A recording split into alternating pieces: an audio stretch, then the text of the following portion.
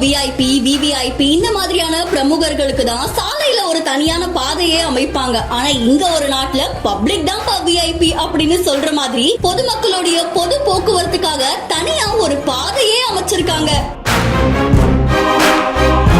எவ்வளவு பெரிய அந்தஸ்துள்ள நபரா இருந்தாலுமே இந்த பாதையில பயணிக்க முடியாது அப்படின்னு சொல்லப்படுது.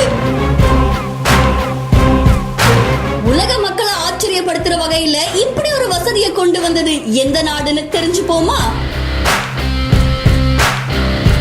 துபாயில அரசு பேருந்துகளுக்காகவே ஒரு தனி பாதையை அமைச்சு அதுல சிகப்பு கம்பளம் போர்த்தப்பட்டிருக்கிற மாதிரி வடிவமைச்சிருக்கிறது பலரையுமே ஆச்சரியத்துல ஆழ்த்திருக்கு. பொதுவா பொது பேருந்துல பயணிக்கிறோம் அப்படின்னா அந்த பேருந்து நிலையத்துல இருந்து வெளியில வரதுக்கு நம்ம கொஞ்ச நேரம் காத்திருக்கணும். அதுக்கப்புறம் அந்த பேருந்துல ஏறினதுக்கு அப்புறமா அது டிராபிக்ல சிக்கி கொஞ்ச நேரம் அவதிப்பட்டு அதுக்கப்புறமா நம்ம போய் சேர வேண்டிய இடத்துக்கு கண்டிப்பா லேட் ஆகும்ல. ஆனா இப்படி ஒரு சூழ்நிலை துபாய் மக்களுக்கு வரக்கூடாது அப்படின்றதுக்காக துபாய் அரசு பிரத்யேகமா ஒரு ஐடியாவை யோசிச்சு பயணிகளுக்கு ஏத்த மாதிரியே ஒரு விஷயத்த பண்ணிருக்காங்க. அதாவது துபாயோடைய சில முக்கியமான சாலைகள்ல பேருந்துகளுக்காகவே அர்ப்பணிக்கப்பட்ட ஒரு புதிய பிரத்யேக பாதைகள் அமைச்சிருக்காங்க.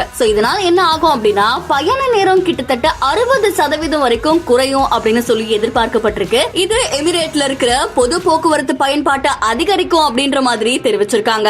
இந்த பாதை எப்படி இருக்கு அப்படின்னா சாலையுடைய 2 சைடும் உயர்வான பில்டிங்ஸ் இருக்கு. அதுக்கு நடுவுல 2 வழி சாலையும் இருக்கு. அதுக்கும் நடுவுல பொது பேருந்துகள் மட்டும் பயணிக்கிறதுக்காக ஒரு பாதையை அமைச்சிருக்காங்க. அந்த பாதையில சிகப்பு கம்பளம் போர்த்தி இருக்கிற மாதிரி ஒரு ரெட் கலர் பெயிண்ட் பண்ணிருக்காங்க.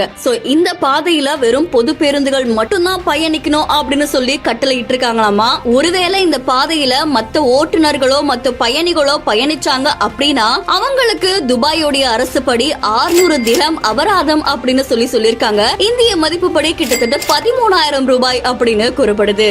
துபாயோட ஆர்டி அறிவிச்சிருக்கிற இந்த புதிய பிரத்யேகமான பாதை 6 முக்கிய தெருக்கள்ல அதாவது 13 கிலோமீட்டர் நீளத்துக்கு நீட்டிச்சிருக்காங்களாமா. குறிப்பா 2025 இருந்து 2027 வருஷத்துக்குள்ள 20 கிலோமீட்டருக்கு மேல நீட்டிக்கப்படும் அப்படின்ற மாதிரி சொல்லிருக்காங்க.